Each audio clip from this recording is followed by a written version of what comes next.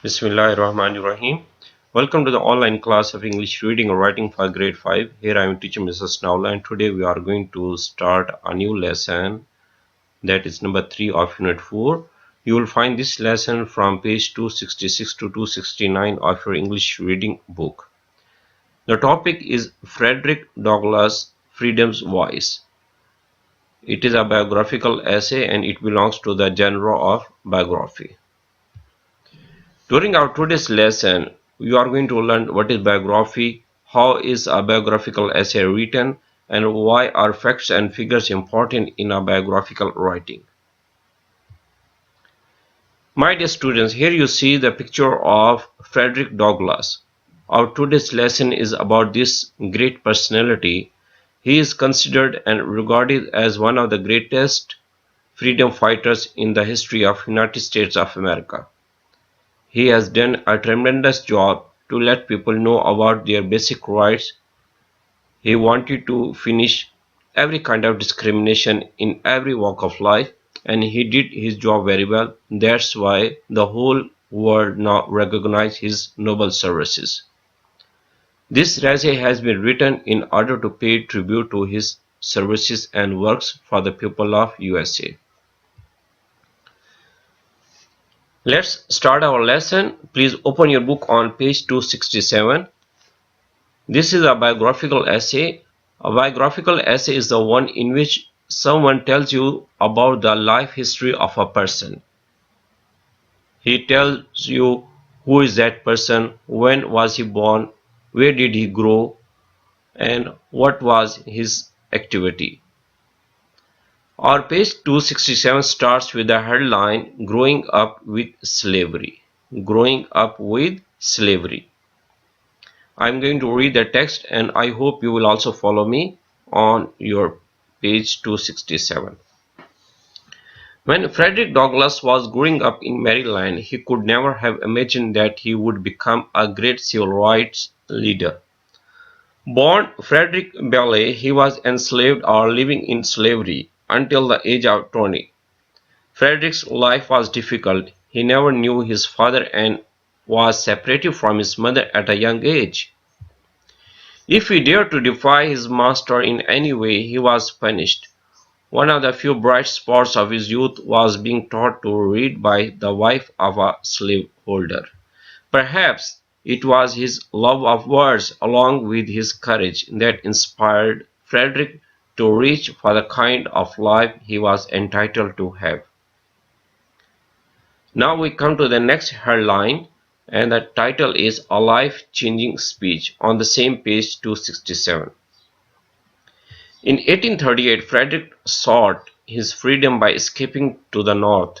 In New York City, he married Anna Morey. Then he and Anna moved to Bedford, Massachusetts. In New Bedford, Frederick changed his last name to Douglass to protect himself from the slave catchers.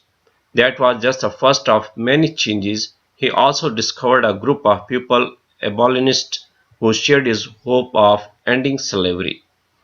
He had read about the abolition movement in William Lloyd Garrison's newspaper, The Liberator. Frederick devoured many issues because the ideas inspired him so much. Soon he began speaking against slavery at the church meetings he attended.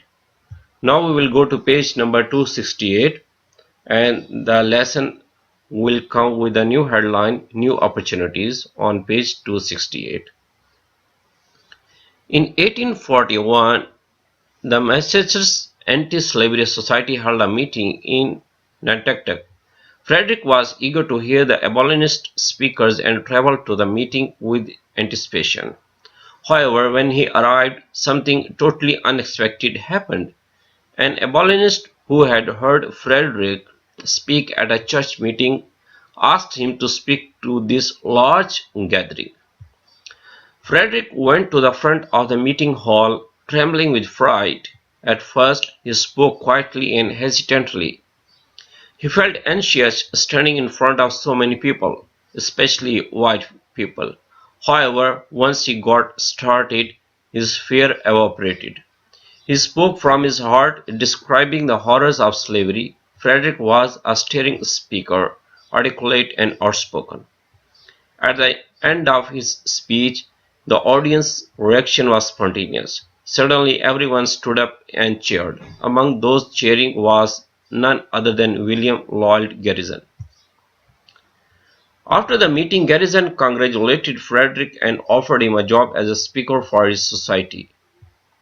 Frederick agreed and was hired as a full-time lecturer. He felt he had found a purpose for his life.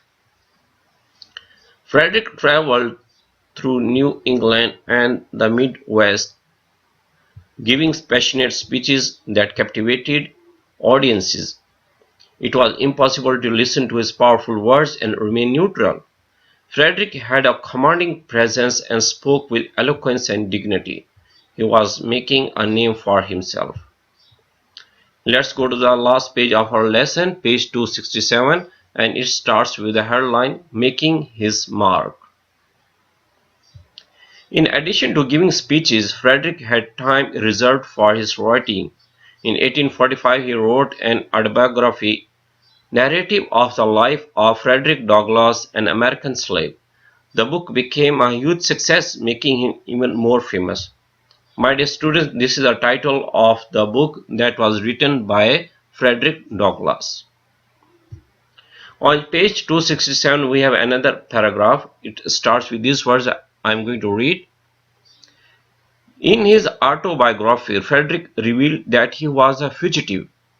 For his safety, friends suggested that he go on a speaking tour in Great Britain. Frederick was very popular there and people lined up to hear him speak. In 1847, Frederick returned to the United States. By now, he had a family and missed them terribly. Upon his return, they moved to Rochester, New York, where Frederick started his own abolitionist newspaper. The North Star was an unusual newspaper. It published articles not only about the anti-slavery cause, but also about the unequal status of women. Frederick also worked tirelessly to end segregation in Rochester's schools. My dear students, your homework is to read the whole lesson twice. In order to get a clear idea about the difficult words, please keep a dictionary with you while reading the lesson. It will help you a lot.